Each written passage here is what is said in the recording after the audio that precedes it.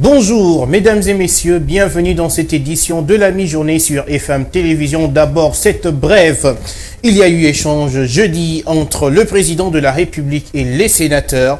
Selon les informations en notre possession, il était question de l'état de siège et du programme de développement local des 145 territoires du pays. Dans son mot, le chef de l'État a réaffirmé son engagement à en finir avec les groupes armés qui écument la population de l'Est du pays, quelle que soit l'orientation qui sera donnée à l'état de siège en vigueur depuis maintenant plus d'une année. Apprend-on. Aussi, les sénateurs auraient remercié au nom de leur speaker Félix Tshisekedi pour leur avoir offert des véhicules de marque Hyundai Palisade.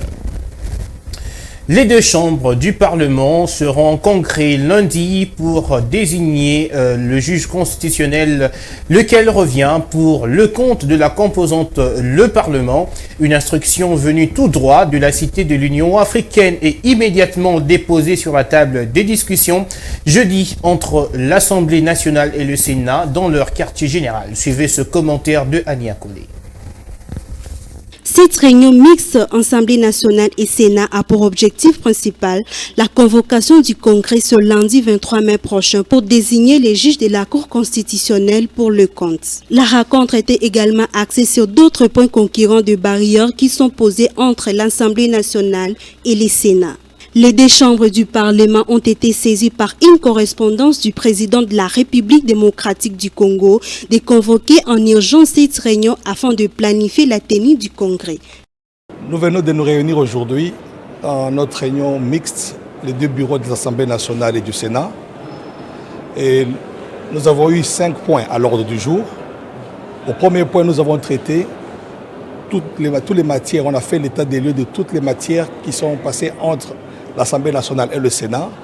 On a essayé d'évaluer à quel niveau chaque projet ou proposition se trouve. Et au deuxième point, nous avons traité le point portant sur l'état des lieux de la loi électorale qui se trouve encore au niveau de l'Assemblée nationale et que nos collègues du bureau nous ont promis de nous le transmettre le plus rapidement possible afin de nous permettre de statuer sur ça avant la fin de cette session. Et au troisième point, on a parlé de commissions paritaires que nous devons instituer, que nous devons constituer, parce qu'il y a des matières que nous devons vider avant cette session. Cette nouvelle mise à place à la Cour constitutionnelle intervient après le décès du juge Polycarpe Mongoulou de la composante Parlement décédé et le départ des deux autres juges à l'issue du tirage au sort, à savoir Dieudonné Kalouba Dibois de la composante présidence de la RDC et Funga Mwata Molima de la composante Conseil supérieur de la magistrature. Signalant que, à l'heure actuelle, l'intérim à la tête des 7 hautes juridictions du pays a été confié au juge Corneille Wasenga en attendant de compléter les postes vacants pour désigner le nouveau président. Et il faut retenir que le juge Corneille Wasenga a pris provisoirement la tête de la Cour constitutionnelle en remplacement de Dieudonné Kalouba, évincé le 10 mai dernier à la suite d'un tirage au sort. C'était au cours d'une cérémonie tenue mercredi au siège de la Haute Cour. Le général John Numbi doit comparaître dans le cadre du procès Chebeya. C'est le vœu le plus ardent de la veuve de cet activiste de droits de l'homme. Annie Chebeya s'est exprimée sur cette question une fois de plus le jeudi sur l'assassinat donc de son mari, Annie Akoudé. Annie Chebeya s'est dit satisfaite de l'arrêt de la haute cour militaire condamnant les exécutants, notamment Jacques Mugabo et Christian Ngoy Kenga Kenga. Mais elle dit attendre toujours la fixation, celui dans lequel John Numbi est prévenu. Sans avoir froid aux yeux, l'épouse de l'activiste des droits de l'homme assassiné a souligné, je cite, « Nous avons déposé la plainte depuis longtemps contre John Numbi, mais c'est à la haute cour maintenant de fixer l'affaire. La condamnation des exécutants est une avancée, une étape franchie. Maintenant, nous voulons que les donneurs d'ordre ou des commanditaires soient aussi condamnés. Malgré la faute de John Numbi, la justice a beaucoup de moyens pour l'avoir. Je demande au président de la République démocratique du Congo de s'impliquer. D'abord, John Numbi doit être renvoyé de l'armée. C'est ce que nous demandons. Qu'il soit jugé et condamné. Il a offensé le pays. À part le fait d'organiser la mort de Chebeya, il a déserté l'armée. Fin des citations. C'est depuis le 11 mai dernier que la Haute Cour avait rendu son arrêt en appel dans le cadre du double assassinat de Floribert Chebeya et Fidel Bazama. Dans son verdict, acquittant de toutes ces infractions Paul Mwilambwe. Christian Kenga Kenga a été condamné à la peine capitale et Jacques Mugabo écopé de 12 ans de servitude pénale tout en étant renvoyé de la police. Rappelons que Floribert avait été convoqué le 1er juin 2010 dernier à l'inspection générale de la police à Kinshasa pour rencontrer son responsable, le général John Numbi, selon plusieurs témoignages. Son corps avait été retrouvé le lendemain dans sa voiture, les poignets portant des traces de menottes. Mais celui de son chauffeur Fidel Bazama n'a jamais été retrouvé. Prétendue possible attaque terroriste sur la ville de Goma, comme l'annonçait l'ambassade des États-Unis d'Amérique en RDC, la psychose gagne du terrain dans le chef de la population du chef-lieu de la province du Nord Kivu. David Lupemba, bonjour, vous êtes notre confrère journaliste sur place à Goma. On apprend qu'un climat d'incertitude s'installe de plus en plus. Une psychose, et la psychose est la résultante de l'alerte de l'ambassade des États-Unis d'Amérique en RDC. Vous savez très bien que nous sommes dans une période très particulière dans la ville de Goma et même dans l'est du pays, avec l'arrivée du pape qui est prévue au mois de juillet. Alors, l'information d'une éventuelle attaque a été diversement commentée par la classe politique et même des analystes indépendants. Il y a ceux qui estiment qu'en tout cas, avec cette alerte, les États-Unis d'Amérique, via leur ambassade ici à Kinshasa, visaient à s'aimer un climat défavorable à l'arrivée du pape. Il y a aussi d'autres qui estiment que cette information, cette alerte est sur une menace d'une attaque terroriste qui pèserait sur la ville de Goma. Ces derniers estiment qu'en tout cas, celle-ci doit être prise au sérieux afin de ne pas traiter les conséquences, mais afin de procéder par l'approche préventive et curative. Selon les autorités de Goma, la procédure choisie par les États-Unis pour donner cette information n'est pas bonne. Il faudrait que l'ambassade des États-Unis prenne une autre approche parce qu'elle connaît les voies établies, les voies légales pour pouvoir faire une dénonciation sécuritaire de cette ampleur-là. Merci David pour toutes ces précisions. Je rappelle que vous êtes notre confrère journaliste depuis la ville de Goma. On passe au sport. Les amoureux du ballon rond doivent encore attendre un peu plus pour voir sur leurs petits écrans la reprise du championnat national, comme l'ont décidé le comité sportif de la FECOFA et le comité de gestion de la Linafoot qui ont justement décidé de prolonger la reprise du championnat national à une semaine, soit le dimanche 29 mai, afin de permettre aux clubs engagés dans cette compétition de se mettre en ordre. Lionel Ngolo. Initialement prévu pour le dimanche 22 mai prochain avec Sanga Balende, DSMP à l'affiche de la reprise du championnat national après 3 mois d'arrêt a été repoussé d'une semaine. En tout cas, c'est ce qu'a décidé le comité exécutif de la Fédération congolaise de football association en commun d'accord avec le comité de gestion de la Ligue nationale de football. Au terme d'un échange hier jeudi au siège de la Fédé. Les deux parties sont pour la poursuite du championnat d'élite de la RDC après la somme de près de 300 000 $ américains débloquée par le gouvernement congolais. Une enveloppe consistant estimant les organisateurs pour l'achat de billets des clubs pour les matchs en déplacement. Ainsi, toutes les conditions sont donc réunies et pour la reprise du championnat après 3 mois d'arrêt. Le report d'une semaine a été décidé simplement pour permettre aux clubs engagés de se mettre en ordre utile afin d'éviter tout genre de prétexte de la part de certains clubs mal intentionnés qui parlent des conditions physiologiques des joueurs après une longue période d'inactivité. De leur part, la DEFCO, à travers la bouche de son secrétaire général, pense qu'il serait nécessaire d'avoir une séance de travail pour harmoniser avec l'organe technique, la Linafoot. Ce qui est vrai, c'est qu'il y a un calendrier qui est réaménagé par la Linafoot, les fonds sont disponibles, mais aussi il y a certaines questions qui méritent éclaircissement. Certaines questions qui peuvent relever du technique, de certaines logistiques aussi, il faut le dire. Et là, en tant que responsable, nous avons passé tour à tour toutes ces questions et nous pensons qu'en responsable, il faudrait que nous ayons aussi une séance avec la Linafoot pour essayer de voir toutes ces contraintes qui, au fait, nous mèneraient à avoir une décision beaucoup plus responsable.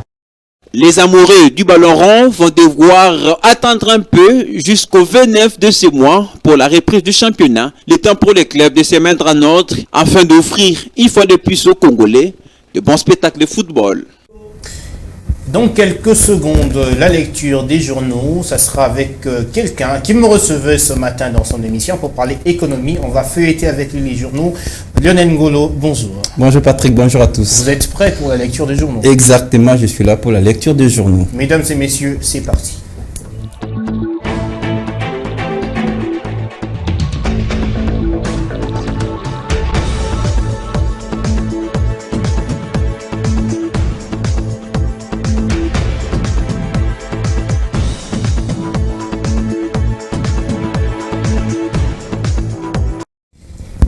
Mais que disent les journaux Paris ce matin dans la capitale congolaise? Lionel Ngolo est sur ce plateau pour cette cause. On démarre avec le vrai modérateur Lionel Ngolo qui entame directement le forum entre Katangé et les leaders. Et Prila joue à la prolongation, écrit le journal. Exactement Patrick, justement. Ça fait plaisir d'être avec vous, surtout dans le cadre de cette revue de presse. Alors on revient aux choses sérieuses, initialement prévues pour ce jeudi 19 mai. La clôture du forum entre les leaders du Katanga est reportée au dimanche. Le comité d'organisation de ces assises qui fait cette mise au point a expliqué que les soucis d'étayer d'autres matières importantes dont la renaissance de la région du Katanga. Aujourd'hui, poursuit le journal, nous allons passer sur une étape dénommée la renaissance du Katanga. Et puis la messe sera dite vendredi. Nous prolongerons de 2 jours. De ce jeudi, nous allons continuer avec les travaux autour de la renaissance du Katanga. A expliqué ce mercredi Abbé Fortune Mbayo, membre du comité d'organisation du forum de réconciliation des leaders katangais. Et le journal continue, Patrick, d'ajouter que les Katangais se réunissent, ce n'est pas pour un motif politique. Nous avons entendu des gens qui parlent des raisons politiques, alors qu'en réalité, l'objectif principal ici, c'est la réconciliation des Katangais. Comme on le dit, les linges sales se lavent en famille. On veut avoir une même vision sur tel ou tel point. Il est nécessaire qu'on se parle, une démarche purement citoyenne. Il faut en même temps rappeler au total plus de 200 participants sont à Lubumbashi, à l'archevêché, et pour parler réconciliation entre fils et filles du Katanga. Patrick conclut le journal. D'accord, je vois que les sports est dans le sang. Il y a un titre justement avec la République qui parle de sport. Le tout-puissant Mazembe, après son dérapage à Berkane, les excuses de Tadi Mouapé, pardon. Exactement, mais c'est important de rappeler que nous avons des téléspectateurs amoureux du ballon rond, amoureux du sport. Voilà pourquoi j'étais tenté de penser à une sélection sportive dans cette revue de presse. Okay. Allez, on va poursuivre la lecture. C'est comme vous l'avez dit, et suite au match de Berkane qui a privé les TP Mazembe d'une finale, match au cours duquel il a eu une attitude très négative. Les Zambiens, je citais Tandi Mouapé, a rédigé une lettre d'excuse en anglais. Voici la traduction, parce que nous on parle français ici, Patrick. Je vais procéder à la traduction rapidement. Le dimanche 25 mai 2022 a été un jour triste pour la famille tout-puissant Mazembe.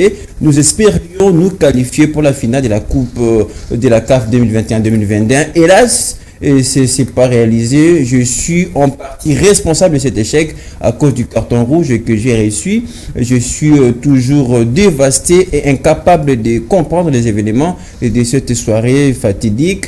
Et à vous, président Moïse Katumbi, c'est les joueurs qui citent, au comité sportif, au staff technique, aux joueurs et aux supporters et la cité. Je présente mes profondes excuses pour mon attitude honteuse d'avoir enlevé le maillot du TP Mazembe et de l'avoir jeté à terre avec le recul, c'était acte insensé que je regrette vraiment. Je vous demande sincèrement à tous de me pardonner et je m'engage à continuer à travailler pour m'améliorer en tant que footballeur et personne. Mon geste de jeter les maillots du TP Mazembe, club dont je suis fier et inexcusable. Et pour terminer le journal de potion en disant encore une fois de plus, je suis désolé pour ces gestes irréfléchis en cette soirée et fatidique. S'il vous plaît, trouvez dans vos cœurs la force de me pardonner. J'ai beaucoup aimé la conclusion et qui a pris beaucoup de douceur de ce qu'a fait les Zambiens. Justement, mais on sent la profondeur de la douleur que le joueur ressent.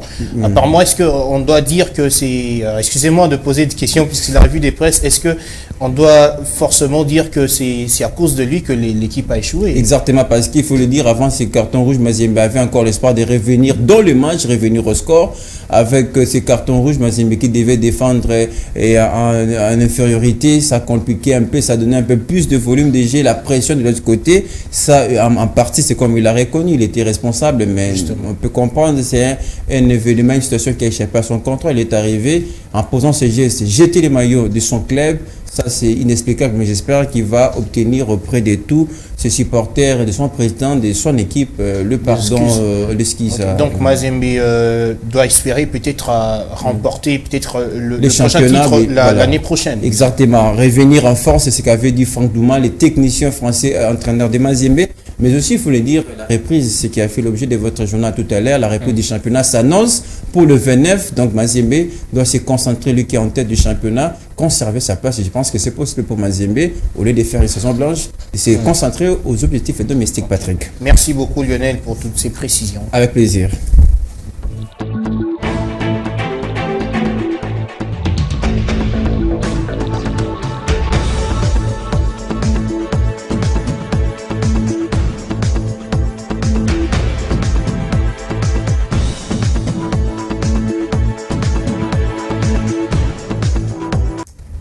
C'est la fin de cette édition d'information. Madame, Messieurs, merci à tous de nous avoir suivis.